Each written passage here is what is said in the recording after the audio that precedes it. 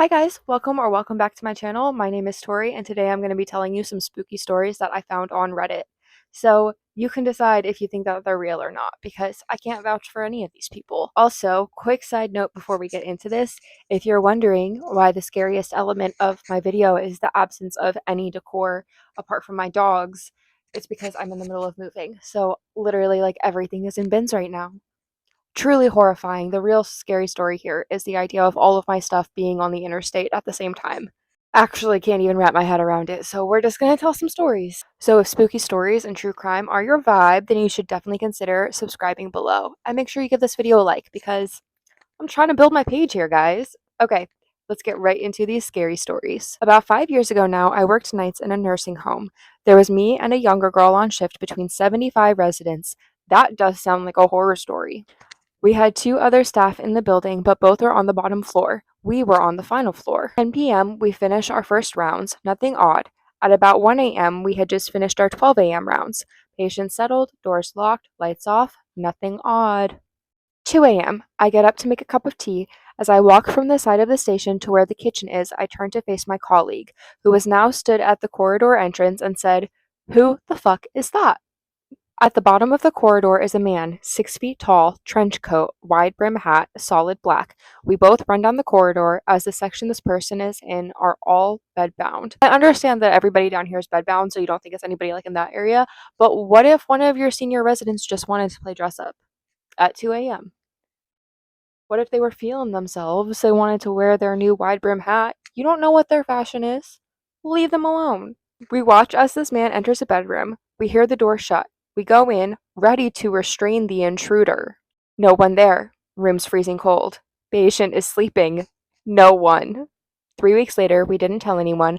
My deputy manager does a sleep in shift, and at 4 a.m., she came out of her little office to see what we were doing and said, "Wait, that wasn't you two?" Me and my colleague looked at each other and both said, "No, what?"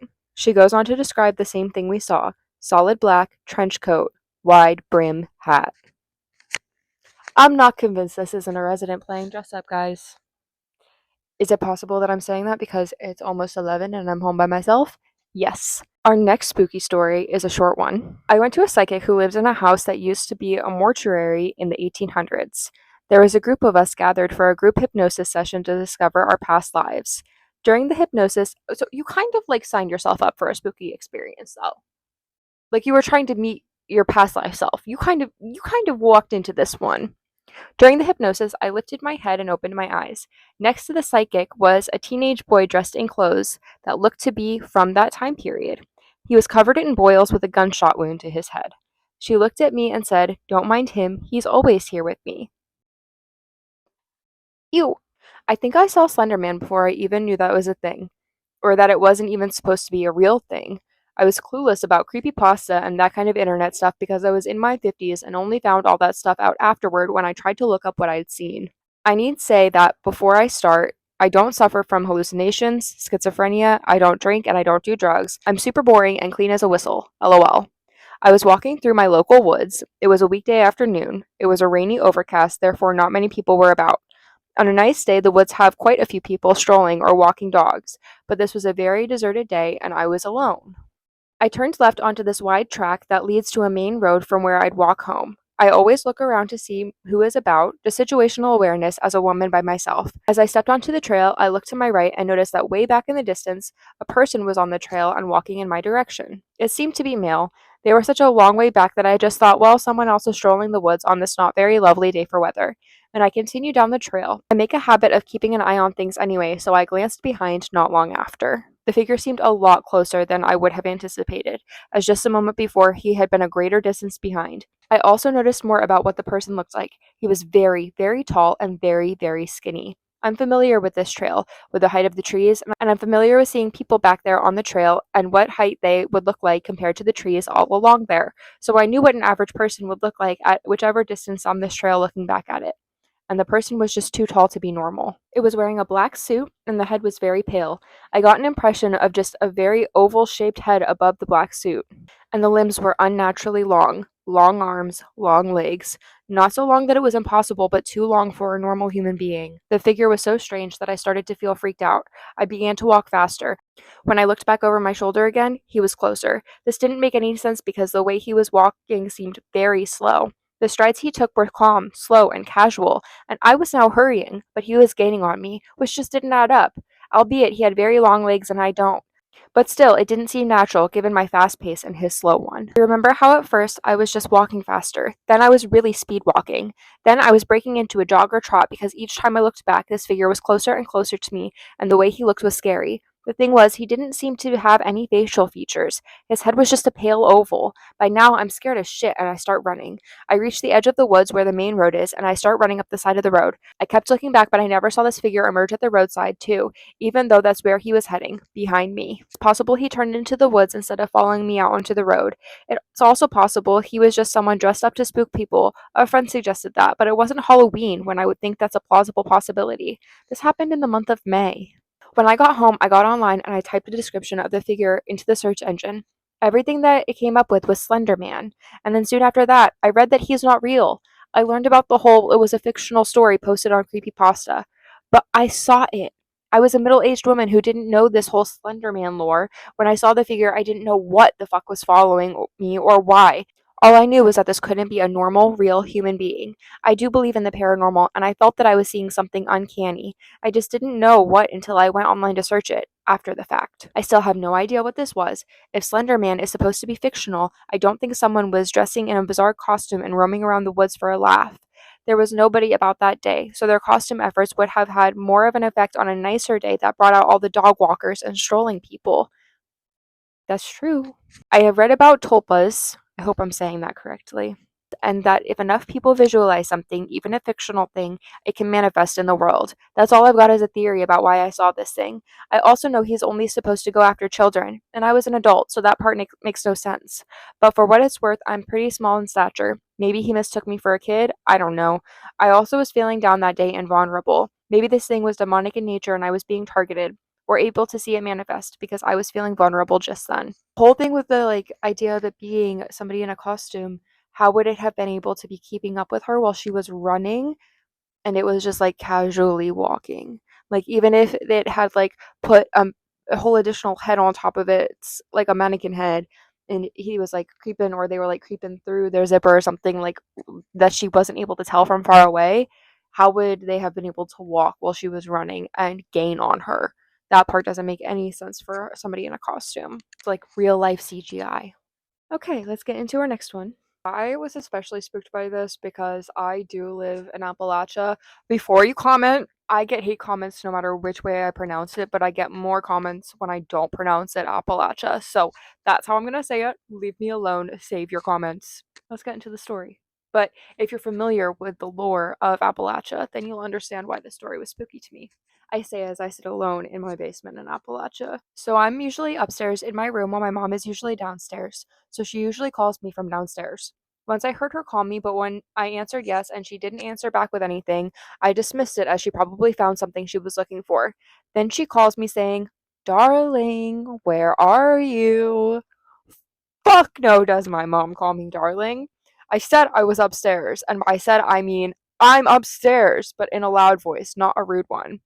Then she comes out of the living room and says, "Why are you shouting?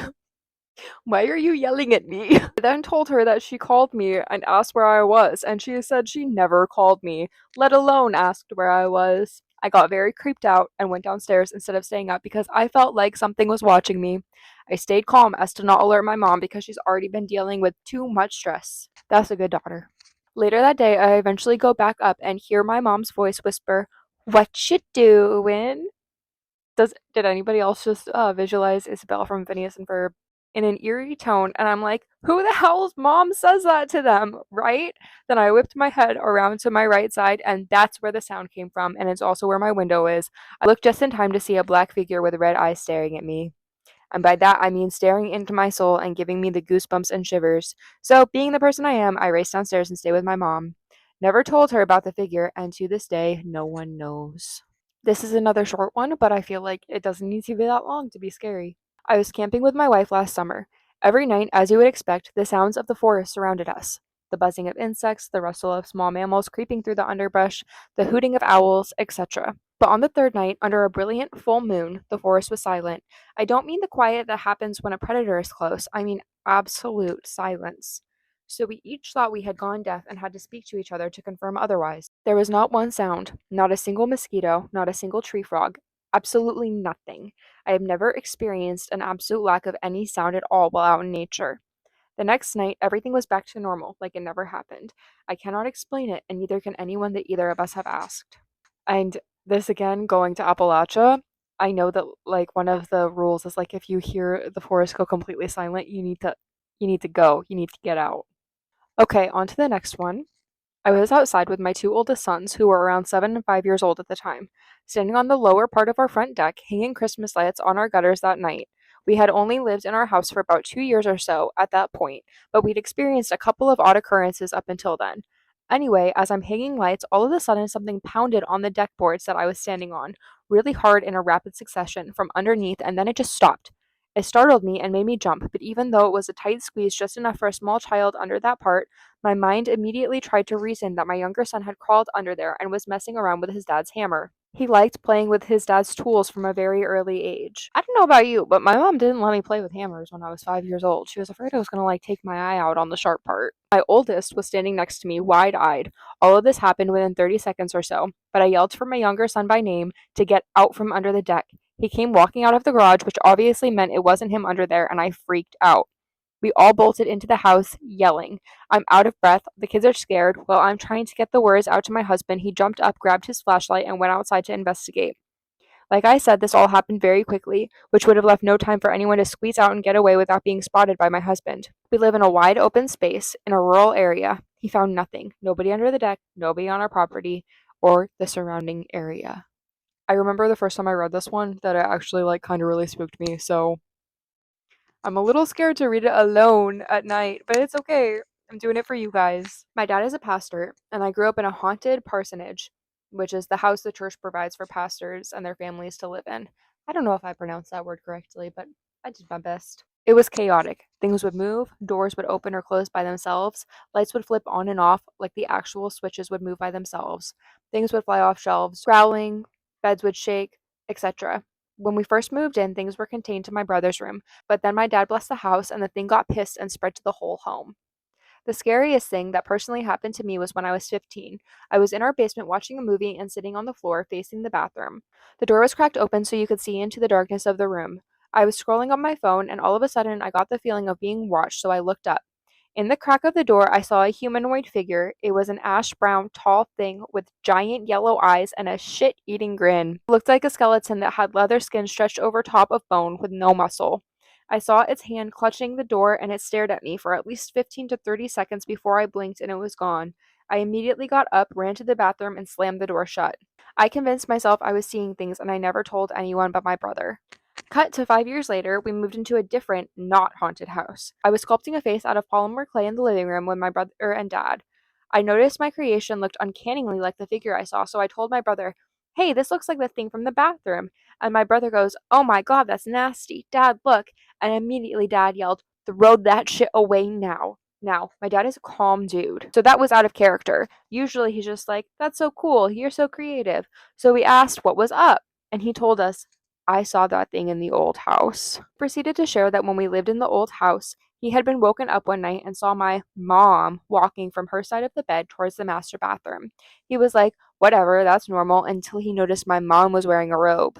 My mom didn't own a robe, and he instinctively put his hand over to her side of the bed. She was in bed next to him. The mom he saw turned around and morphed into the skeleton figure I saw. It put its face inches away from my dad. He shut his eyes in fear, and when he opened them, it was gone. We saw the same figure in the same house and never knew until years later. Dad always rationalized the experiences in the house and told us we were being imaginative, that the trains going past our house would knock things over or open the doors. Train tracks were a good mile away.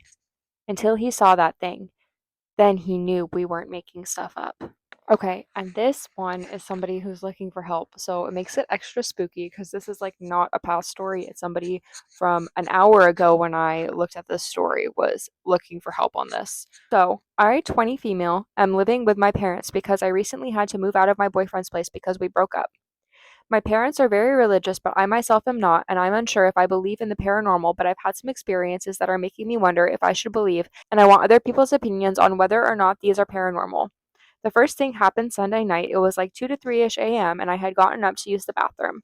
Our house is built kind of weird, so you have to go through this long hallway to get to the bathroom, and the lights on the hallway aren't currently working. So I was walking down this hallway, and I saw a man that was identical to my father walk into the bathroom and shut the door. I thought it was weird since I didn't see him walking in front of me, but I assumed it was just because it was dark, so I got to the door and knocked. But he didn't respond, so I tried the doorknob, and it was unlocked.